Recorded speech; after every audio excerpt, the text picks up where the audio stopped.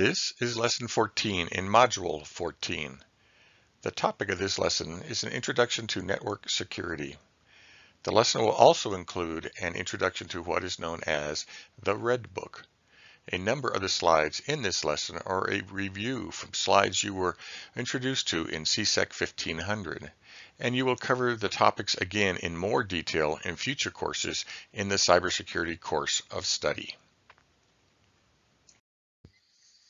After completing this lesson, students should be able to, first, describe various elements of network security, including firewalls, intrusion detection systems, encryption, security policies, and data loss prevention. Second, describe what the Red Book is and some of the specific elements added to it for networks that were not contained in the Orange Book. This slide provides a nice introduction to the type of devices and software that are present in networks in order to provide security, both the original CIA of security as well as the elements we added to it later.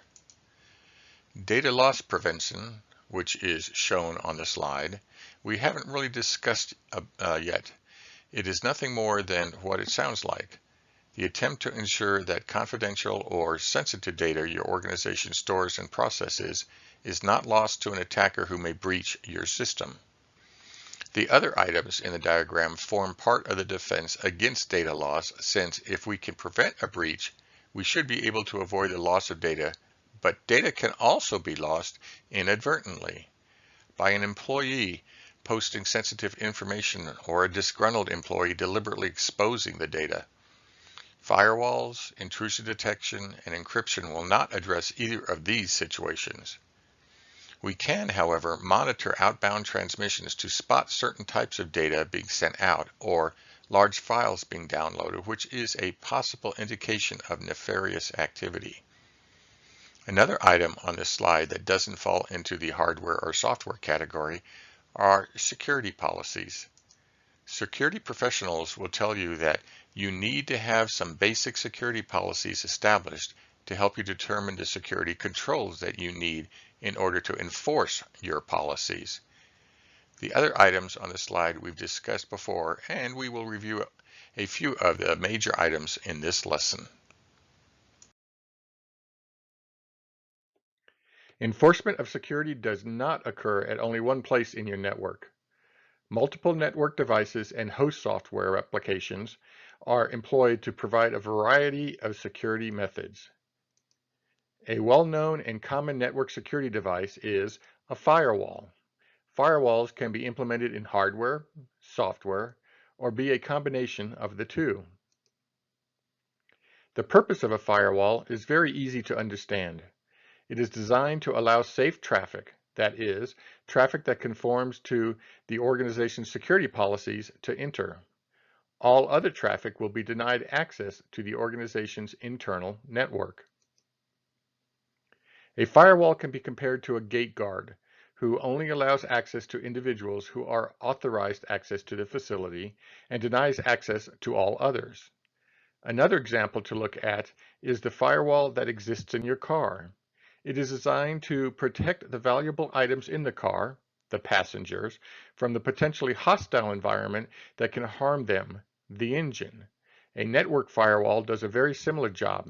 It is designed to protect the valuable part of your organization, the systems and the data, from the potentially hostile environment that can do them harm. In other words, the internet. Here's a typical diagram of a network with a firewall. In this case, we have two firewalls displayed because your organization can have more than one network firewall to protect different portions of your network. Different subnets, for example. In this case, we see firewalls surrounding the DMZ or demilitarized zone. Notice the icon representing the firewall, a brick wall. This is to emphasize the goal of the firewall, which is to block traffic, at least certain types of traffic. It is also common to see firewalls represented by brick walls with a few flames from a fire as well, as displayed in the top right corner. Remember the goal of the firewall. to protect the important resources in your organization from a potentially hostile environment.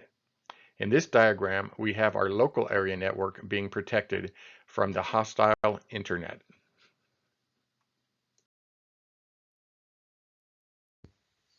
Next, we want to briefly turn to the topic of how we can determine when our other security efforts may have failed. When prevention fails, we have to have detection and response plans and capabilities. Remember, the NIST cybersecurity framework originally outlined 5 core functions: identify, protect, detect, respond, and recover. The detection core function is included to determine when protection efforts may have failed. Remember also that version 2.0 of the cybersecurity framework has added govern as a core function, but this doesn't change the need for detection in any way. Intrusion detection can take place in different ways and locations. One way to differentiate between different types of intrusion detection systems is to categorize them in terms of host-based intrusion detection systems, or HIDS, H-I-D-S, and network-based intrusion detection systems, or NIDS, N-I-D-S.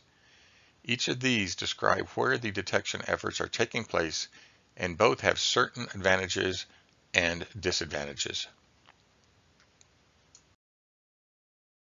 There are a number of different locations and ways that detection can take place.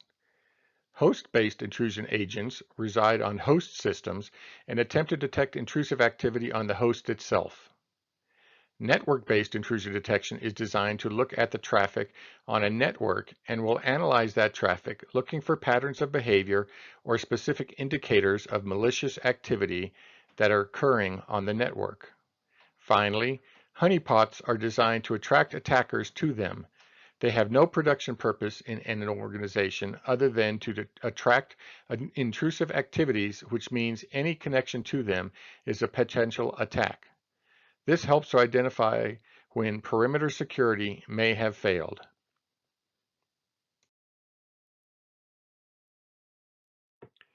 The analysis the intrusion detection system conducts is based on 2 general models. The first is anomaly detection. This is the more complicated of the 2 models to conduct. For this to work, the IDS needs to know what normal behavior is. When activity occurs that is outside of what has been established to be normal, it could be an indication of intrusive or malicious activity. The first task is to determine what is normal by observing what the users of the system do and to, in essence, establish a profile of their activities.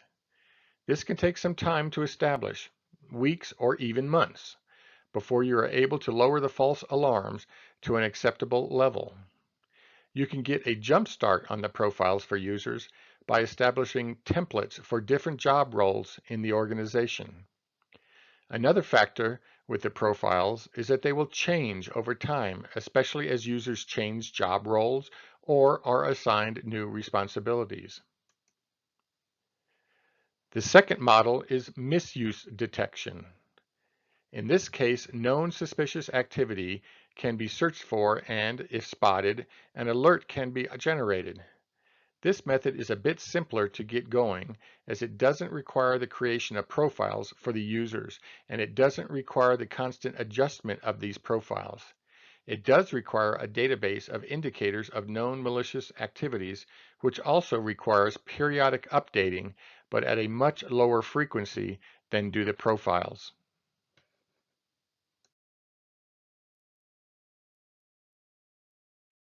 Some researchers and vendors use a different way to differentiate between IDS models.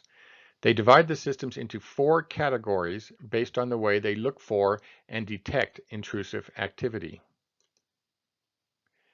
The first of these is behavior-based. This model is similar to what we've already described as anomaly-based, as it looks for activities that occur outside of what should be normal. Some vendors make a slight distinction in this method by stating that in behavior-based systems, you are looking for evidence of compromise rather than the attack itself. One potential advantage to this method is that it has the ability to possibly detect zero-day exploits, as it does not require a signature for the intrusive activity, but rather just something that falls outside of normal behavior. This method does suffer from the disadvantage of having a high false positive rate, however. The next model is signature-based, which is what we refer to as misuse detection. In this model, we are looking for specific known bad traffic. This method will not easily spot zero-day exploits unless they are very similar to another signature. They do have a low false positive rate, but require signatures for intrusive activity in order to spot it.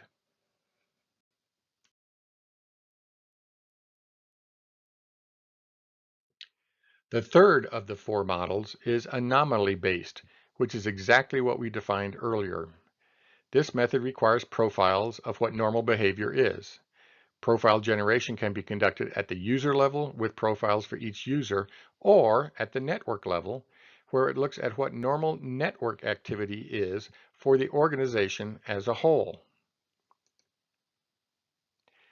The last model is the heuristic model, which incorporates artificial intelligence techniques to, in essence, expand upon known signatures so that slight changes in a pattern will not result in the activity not being flagged as intrusive.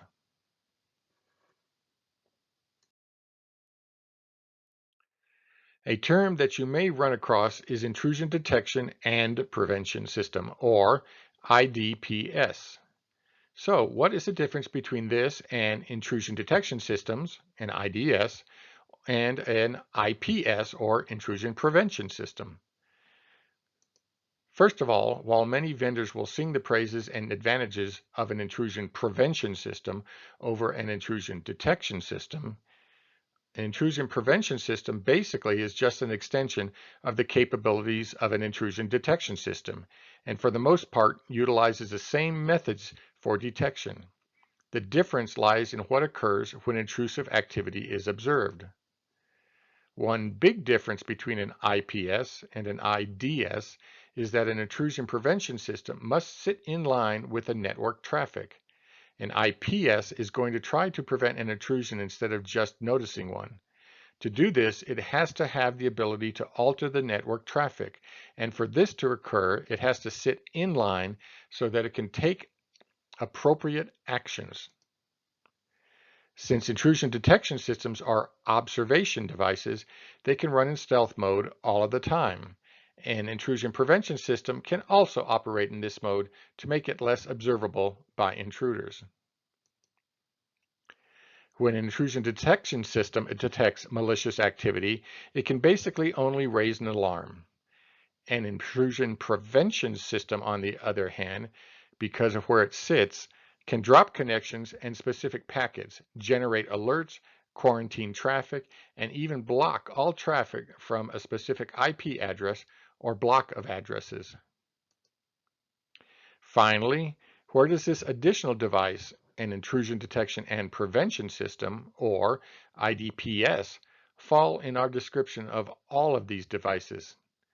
Basically, an IDPS is synonymous with an intrusion prevention system, or IPS, since before an IPS can do its job, it has to first detect the intrusive activity and then it can prevent it.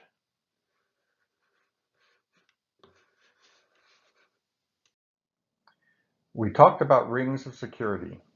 These are also sometimes referred to as security zones.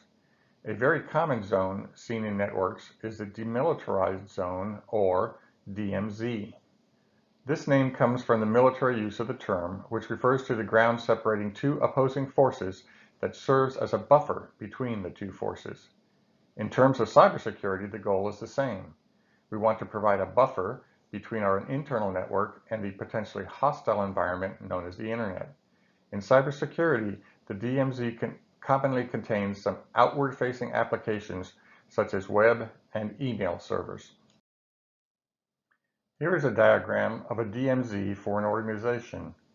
Notice how it separates the interior network from the internet. The DMZ provides a semi-trusted zone where only a limited number of systems exist. Between it and the internet is a layer of security, and between it and the internal network is another layer of security.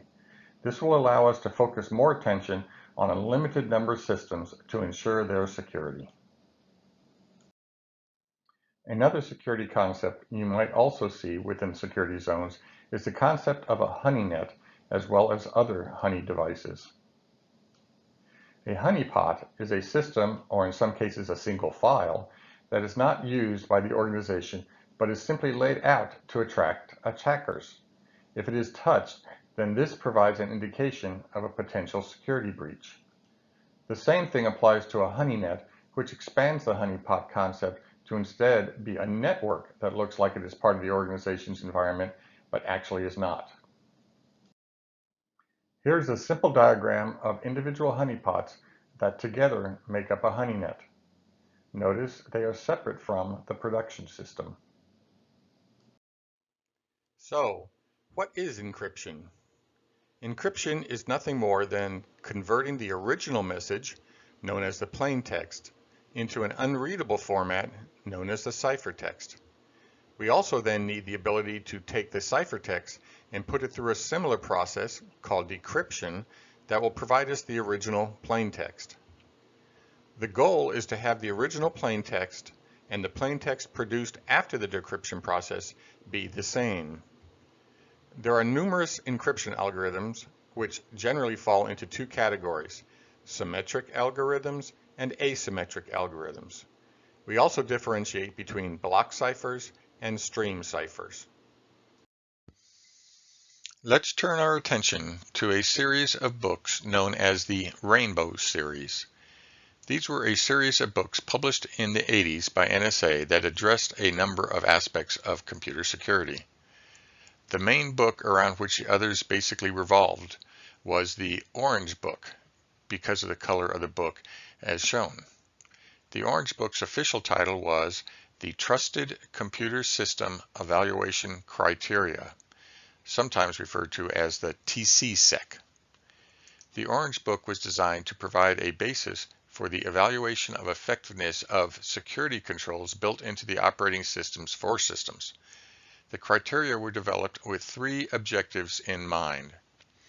First, to provide users with a yardstick with which to assess the degree of trust that can be placed in a computer system for the secure processing of classified or sensitive information.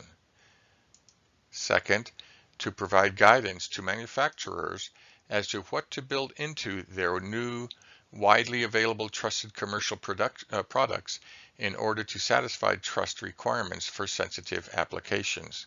And third, to provide a basis for specifying security requirements and acquisition specifications. An issue with the Orange Book was that it was developed for a single system and did not consider the issues introduced when you networked systems together. Consequently, another book, the Red Book, officially called the Trusted Network Interpretation, was created to explain how the Orange Book requirements would apply to a network.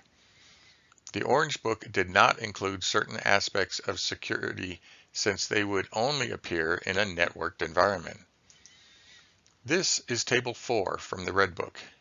It covered a number of special aspects of security that are pertinent when you start connecting systems together. They go into much greater detail in the document, but for now, take a look at some of the issues they covered, such as denial of service, communications integrity, and non-repudiation. They also covered some other topics which might not initially occur to individuals, such as traffic flow confidentiality and selective routing. All of these are topics that will be covered in future courses in the cybersecurity course of study. There are only two required videos for this lesson. The first is around 20 minutes, but the second is much shorter. Time for our short knowledge review of the material presented in this lesson. Which of the following were the intended objectives of the Orange Book, and by extension the Red Book as well? Select all that apply. A yardstick to assess trust in various systems. guidance to manufacturers for what to build in systems, criteria to evaluate trust for security assessments, or a basis for specifying requirements in acquisition. The answer to this question is that all of these except a criteria to evaluate trust for security assessments were intended objectives of the Orange Book and by extension, the Red Book. Which of the following acts as a buffer between a potentially hostile environment, for example the Internet, and the organization's network for security purposes? A router, a gateway, a DMZ, or a honeynet? The answer to this question is a DMZ, or demilitarized zone. You might be tempted to say that some other devices sit between your internal network and external, potentially hostile networks, and some of them may include possible security features. But these other items, such as a router, do not have as a primary purpose being a buffer for security purposes. Which model of intrusion detection systems uses artificial intelligence to detect intrusions and malicious traffic? This model is typically implemented through algorithms that help an IDS decide whether or not a traffic pattern is malicious. Is that a behavioral-based IDS, a signature-based IDS, an anomaly-based IDS, or a heuristic-based IDS? The answer to this question is a heuristic-based IDS. What is the major implementation distinction between an intrusion detection system and an intrusion prevention system? The IDS is on the inside of a firewall and the IPS is on the outside, external to the organization, of a firewall. The IPS is on the inside of a firewall and the IDS is on the outside, external to the organization, of a firewall. An IPS needs to be in line with network traffic, but an IDS does not. Or an IDS needs to be in line with network traffic, but an IPS does not.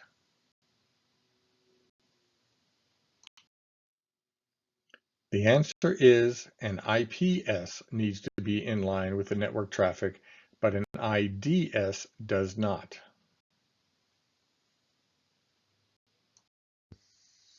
This concludes Lesson 14 in Module 14. This also concludes Module 14.